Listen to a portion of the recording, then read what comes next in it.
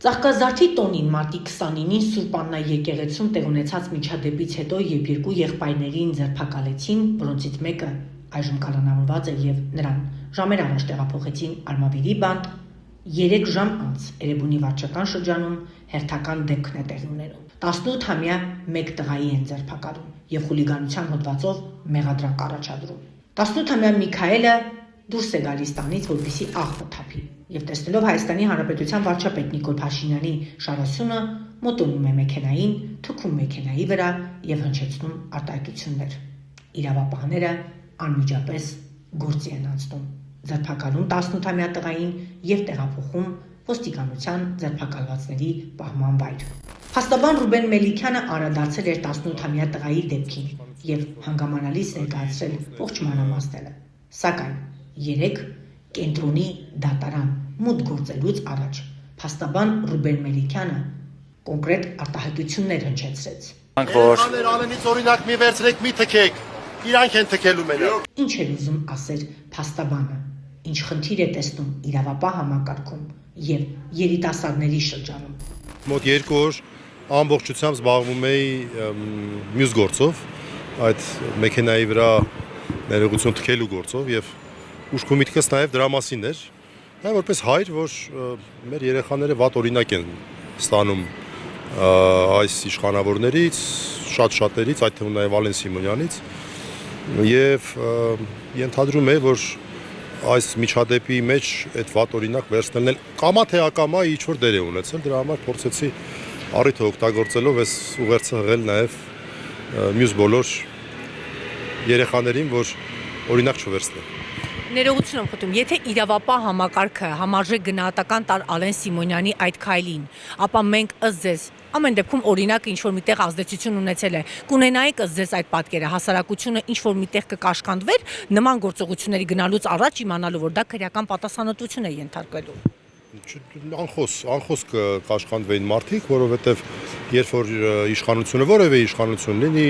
նորմալ իշխանություն, աննորմալ իշխանություն, թեկուզ դավաճանական իշխանություն, էական չի, ցանկացած իշխանություն, երբ որ իր գործունեությունը իրականացնում է ցույց տալով, որ տեսեք, մենք օրենքը հավասարապես պահում ենք եւ մարդը հանցանք է գործել, պատասխան պետք է տա, դա ազդում է մարդկանց վրա։ Նորից ասեմ, լինի նորմալ իշխանություն, աննորմալ իշխանություն, թեկուզ դավաճանական իշխանություն։ Եվ միայն այն փաստը, որ այդ արարքի համար որևէ պատասխանատվության նշույլ անգամ չի եղել, անգամ քրեական վարույթ, չեմ հիշում նախաձեռնվեց թե չնախաձեռնվեց, կարծեմ չէ չնախաձեռնվեց էլ, դա արդեն նշանակում է, որ մարդիկ հատկապես ավելի երիտասարդները, նրանք ովքեր որ իրենց վարքագիծը կառուցելիս օրինակների վրա են հենվում, այլ ոչ թե արժեքների վրա, կարող են մտածել, որ իրենք էլ իրենց վերաբերմունքը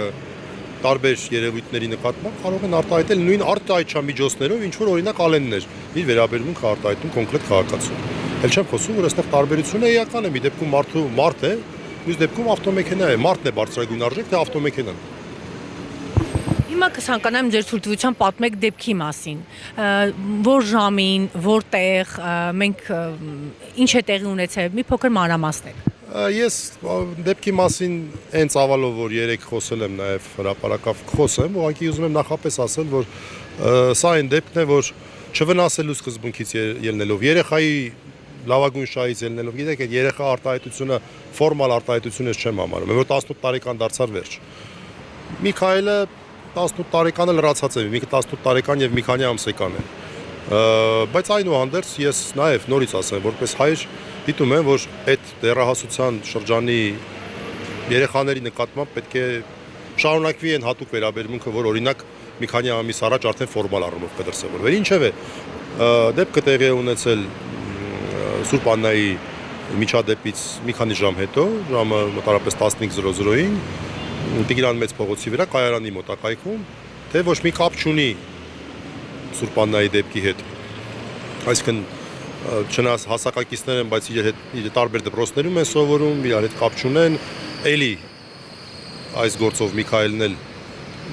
ավարտական դասարանի աշակերտ է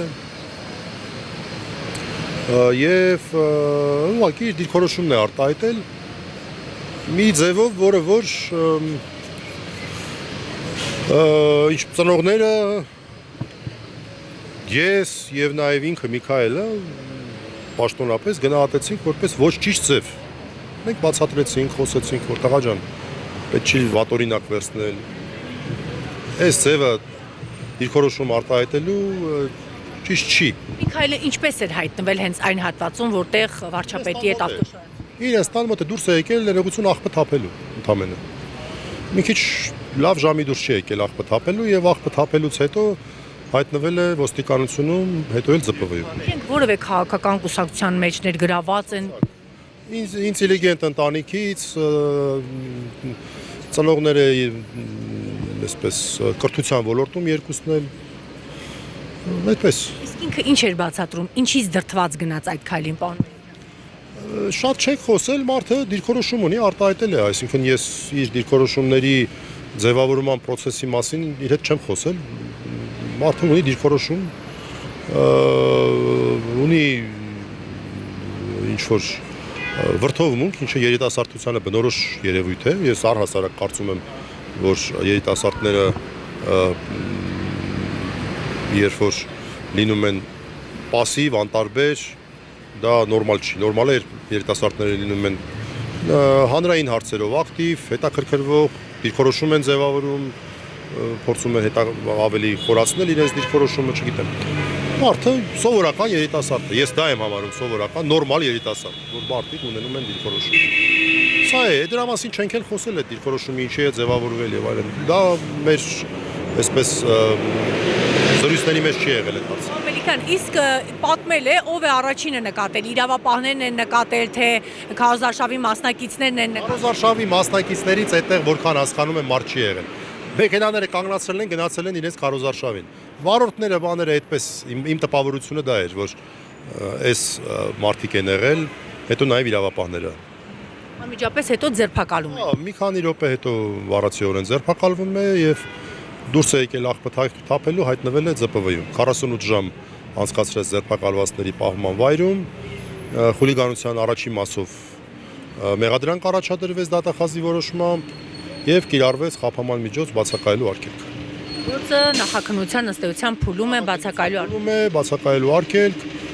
Սա է։ Մենք էլ նորից ասեմ, հայտարարել ենք, որ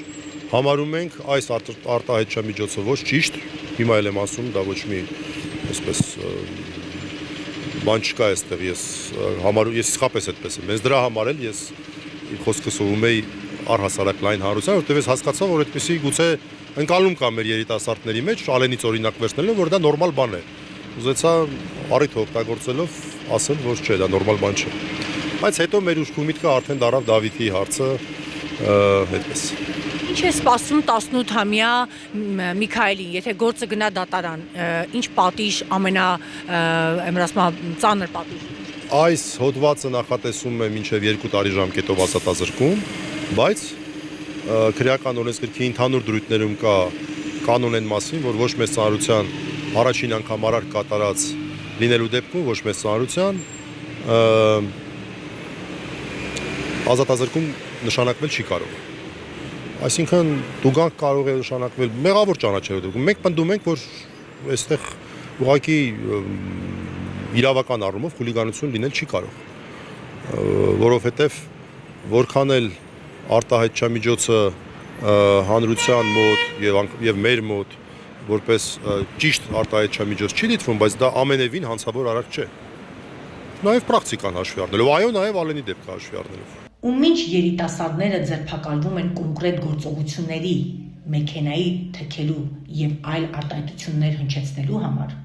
ուշագրավն այն էր, որ 1 տարի առաջ եւ լրագրողները գլխավոր դատախազ Աննա Վարդապետյանին կոնկրետ հարց հնչեցրեցին, դատախազը պատասխանել էր։ Եթե պատկերացնենք, որ քաղաքացին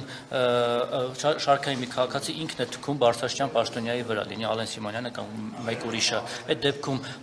շատ արագ դուք նախաձեռնեք քրեական վարույթ եւ առհասարակ քաղաքացու դեմքին թքել առավելևս Բարսաշյան պաշտոնյայի կողմից։